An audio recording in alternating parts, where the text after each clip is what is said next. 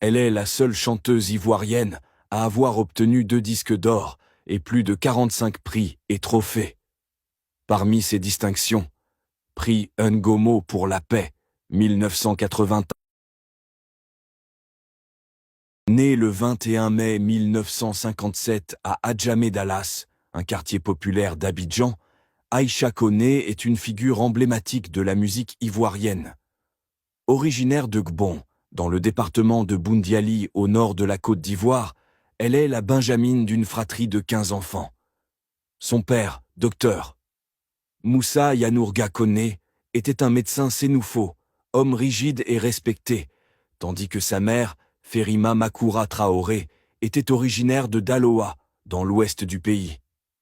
Issue d'une famille noble, Aïcha grandit dans un environnement strict, où la musique n'était pas considérée comme une voie honorable, surtout pour une jeune fille.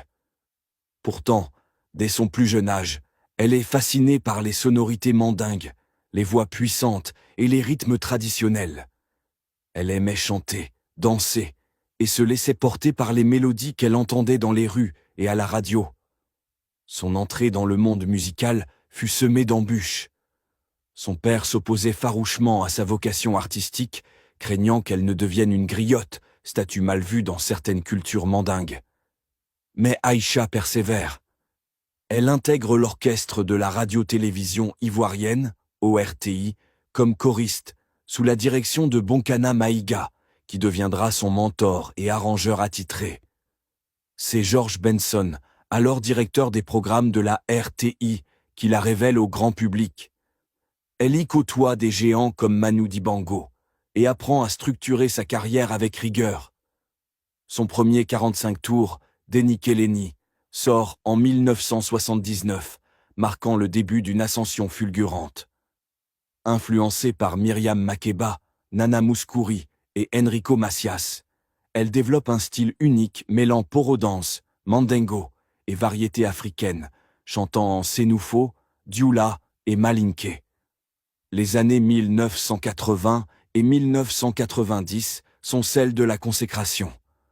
Elle enchaîne les albums Zata, Baba Tununa, Kamelemba, Adouma, Poro Dance, Mandingo Live, Farafina Myria.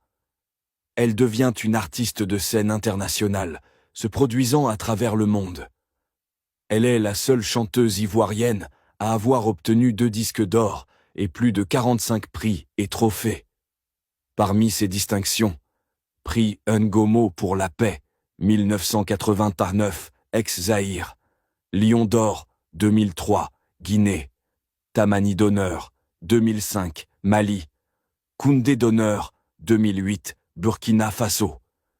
Elle utilise sa voix pour prôner la paix, notamment avec la chanson Kanawa, appelant à la réconciliation dans des pays meurtris par la guerre, comme le Libéria, la Somalie ou l'Angola.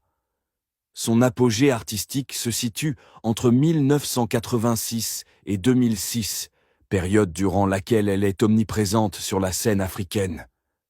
Elle collabore avec des artistes de renom, participe à des festivals prestigieux et devient une icône de la musique ivoirienne. A-t-elle connu une chute? Pas vraiment. Si sa présence médiatique s'est faite plus discrète dans les années 2010, elle n'a jamais cessé de créer. En 2025, elle annonce un nouvel album intitulé « L'âme Yara », preuve de sa longévité et de sa passion intacte. Aïcha Koné est bien plus qu'une chanteuse. Elle est une ambassadrice culturelle, une militante pour la paix, une femme qui a su braver les interdits pour suivre sa voie.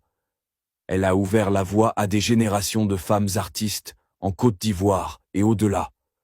Elle incarne la résilience, la dignité et l'élégance artistique. Sa voix, à la fois douce et puissante, continue de résonner dans les cœurs, et son parcours inspire encore aujourd'hui. Et vous, que ressentez-vous en découvrant l'histoire d'Aïcha Koné? Pensez-vous que son engagement pour la paix à travers la musique a eu un véritable impact sur la société ivoirienne et africaine?